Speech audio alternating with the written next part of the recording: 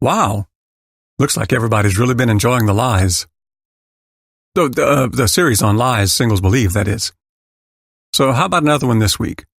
3 lies singles believe about married life. Hey, this is Todd. Welcome to the Thrive Singles Podcast. Whether you're single again or still single, stop hating being single and learn to thrive.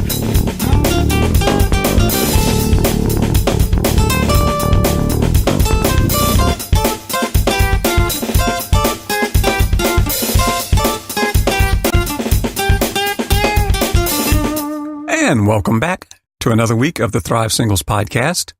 Before I get started, I want to take a minute and revisit a point I made last week. I do believe living together is dumb, and the numbers don't look good for it. But I don't believe that automatically dooms you to a failed relationship.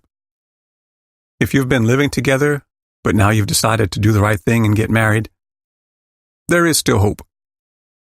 Yeah, you put yourself at a disadvantage, but I believe God will honor your decision to make it right.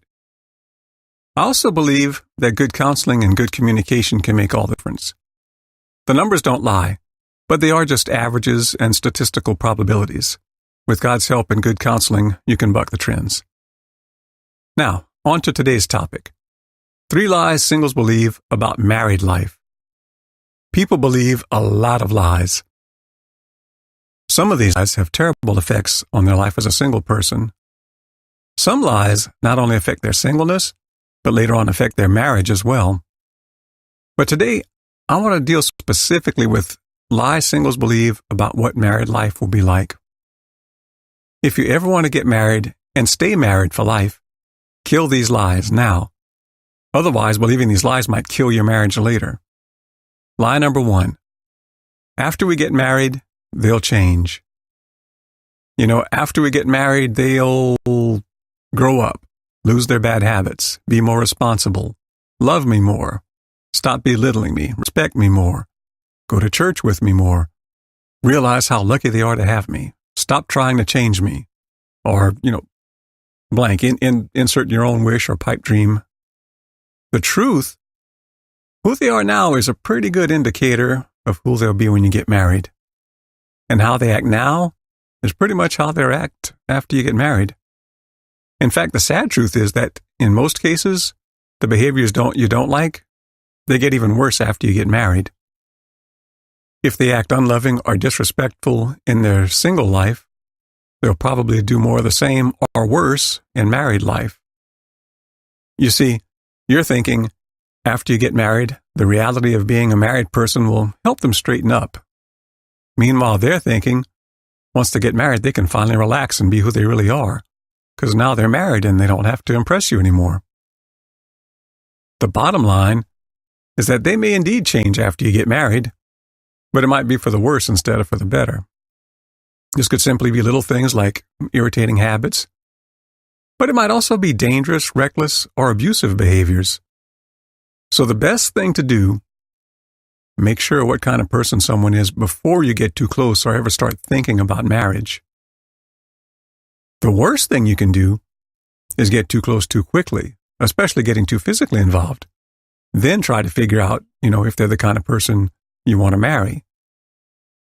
Once you're involved, your rose-colored glasses are in place, and you lose all objectivity. That's when you start self-deceiving and telling yourself lies about how married life will change them. Lie number 2. After we get married, my spouse will meet all of my needs. My spouse will meet my need for romance, affection, conversation, emotional support, financial security, sex, and fill in the blank with your unmet need or unrealistic expectation here. The truth? Not only is that unrealistic, but it's actually impossible. 2 people, no matter how much they love each other, just can't meet all of each other's needs and fulfill all of each other's desires. Most of us really love our spouses dearly, and we do all we can for them. But we're only human. There are limits to what we can do for each other. But there are no limits on what we can expect from each other. So you see the inherent problem here. That's one of the reasons I always stress the importance of thriving as a single person first. Going into a marriage needy sets you up for a dysfunctional marriage. Going into a marriage with all kinds of unrealistic expectations leads to disappointment. And each of you having your own list of things you expect the other to do for you sets you up for a life of frustration with marriage and with each other. Marriage is not about getting your needs met. Rather, it's about serving each other. It's about loving each other unconditionally, with the understanding that you will each mess up at times, and that neither of you is capable of meeting all the other's needs. Some needs, like take emotional support. That's a load you should distribute among family, friends, and your spouse. Some needs, like sex, can only be legitimately met by your spouse. In that case, it's up to you to make sure that your expectations are realistic and in line with your potential spouse's expectations, desires, and capabilities. Line number 3. After we get married, we'll just figure it out. This is the last lie I want to deal with today. After we get married, we'll somehow just figure it out. Society teaches us that love conquers all. If you find that special someone, it all just works out. When you combine that with the lack of teaching and training most people receive about marriage, it's easy to see why so many marriages struggle. The truth? Premarital counseling is a really good thing. And the more aspects of life you talk through before you get married, the better your marriage will be. Why leave something as important as marriage to chance? With all that's at stake, should you really try to just wing it?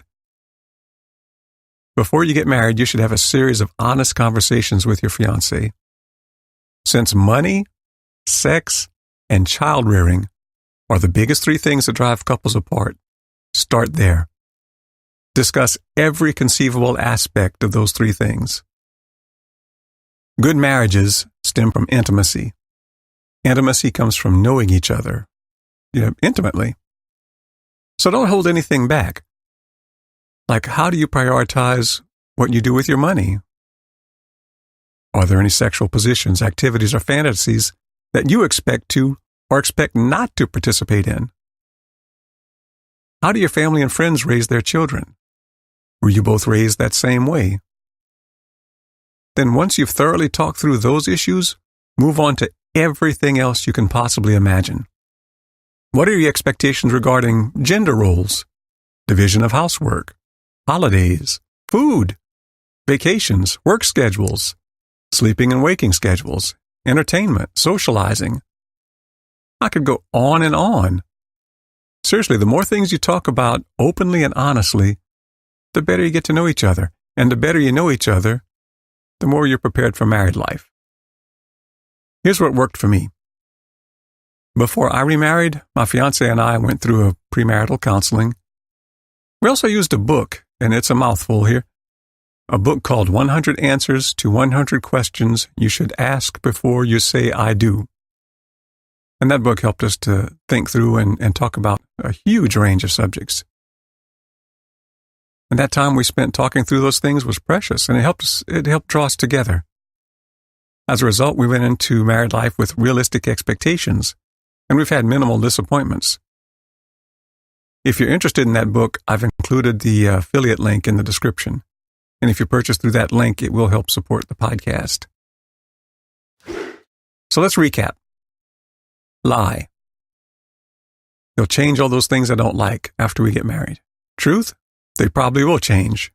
They'll get worse. Lie. My spouse will meet all my needs. Truth?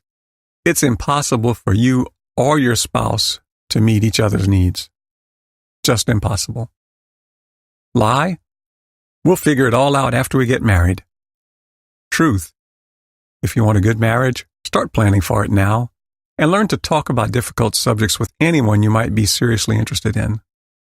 So, till next time, stop believing lies and thrive on.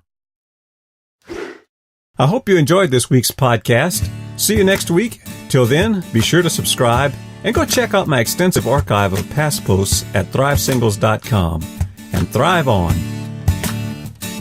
Oh, thrive. Yeah, come alive. There's more to life. You gotta grow, you gotta thrive. Whoa, whoa, you gotta thrive. There's more to life than to just survive.